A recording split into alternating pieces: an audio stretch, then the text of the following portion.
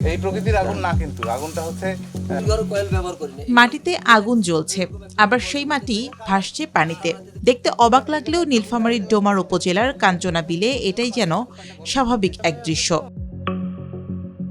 ওপর থেকে দেখে নীলফামারীর ডোমার উপজেলার এই কাঞ্চনা বিলকে সাধারণ একটি জলাভূমি মনে হলেও স্থানীয়দের কাছে এটি বহুদিনের বিস্ময়ের নাম।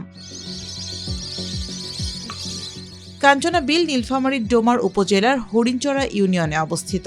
বিল পাড়েই কয়েক পুরুষ ধরে বসবাস করছেন রবিউল ইসলামের পরিবার। তাদের দাবি, ছোটবেলা থেকেই এই মাটি দিয়ে মশা তাড়াতে দেখেছেন তারা।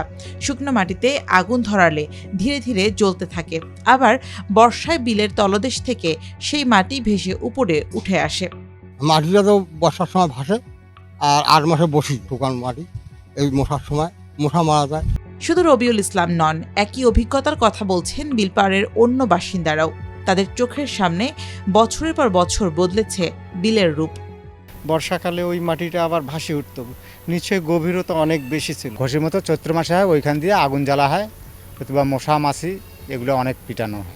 স্থানীয়দের মুখে মুখে ছড়িয়ে পড়া এই গল্প এবার পৌঁছেছে পরীক্ষাগারেও। কাঞ্চনা বিলের মাটির নমুনা পরীক্ষা করিয়েছেন স্থানীয় রায়হান সুবুক্তিগিন নামের এক ব্যক্তি। মৃত্তিকা সম্পদ উন্নয়ন ইনস্টিটিউটের পরীক্ষায় এতে অতি উচ্চ মাত্রায় জৈব পদার্থ, নাইট্রোজেন, সালফার ও জিঙ্কের উপস্থিতি পাওয়া গেছে।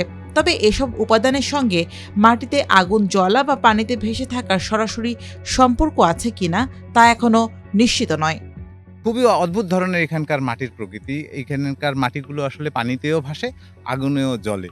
শুকিয়ে এসে এই গ্রামের মানুষরা আমরা সবাই এটা গোয়াল ঘরে কয়েল হিসেবে ব্যবহার করি। এর বাইরে এই মাটিটা কিন্তু সবসময় ভেসে থাকে। এই যে এটা প্রত্যেক বছরই সরানো হয়, মাছ মারার জন্য মানুষ আসলে এখান থেকে সরিয়ে ফেলে, আবার নিচ থেকে এইটা ভেসে ওঠে, এই মাটিটা ভেসে ওঠে। এটা একটা পরীক্ষা করিয়েছিলাম আমি মৃত্তিকা ইনস্টিটিউটে সরকারের। তো সেখানে দেখেছি যে এই মাটিটার মধ্যে নীলফামারীতে কিন্তু মাটির যে জৈব পদার্থের পরিমাণ কিন্তু মাটিতে 1% নিচে, কিন্তু এই মাটিগুলোতে জৈব পদার্থের পরিমাণ অনেক বেশি। বিষয়টি নজরে এসেছে জেলা প্রশাসনেরও। প্রাথমিকভাবে মাটিটি কয়লা সাদৃশ্য কোনো জৈব পদার্থ হতে পারে বলে ধারণা করছে প্রশাসন।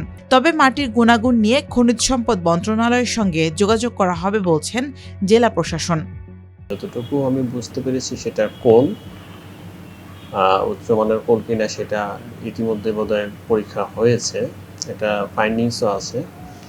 আমরা জ্বালানি এবং খনিজ সম্পদ মন্ত্রণালয়ে এই বিষয়টা নজরে নিয়ে আসবো আরও ডিটেল স্টাডি করার জন্য, এবং এখানে যদি থাকে কোনো মিনারেল থাকে না কোল ডিপোজিট যদি হয়েও থাকে, সেটার কোয়ালিটি এবং কোয়ান্টিটি দুইটারই প্রয়োজন।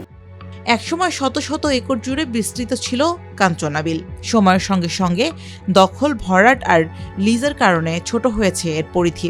অথচ বিলের বুকে এখনো রয়ে গেছে এমন এক মাটি যা নিয়ে মানুষের কৌতূহল থামেনি।